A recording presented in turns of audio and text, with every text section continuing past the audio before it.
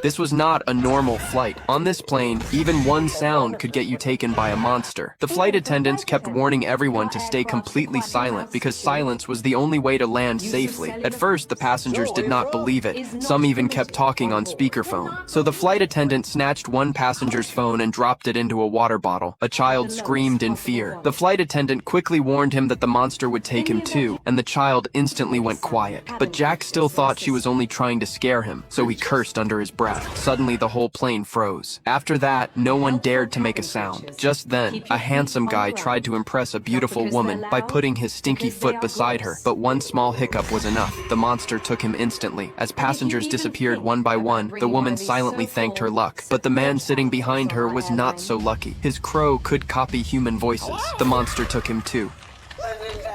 Finally, the flight attendants announced they were about to land, and everyone breathed in relief. But then one question hit them. Why was the female flight attendant still allowed to speak?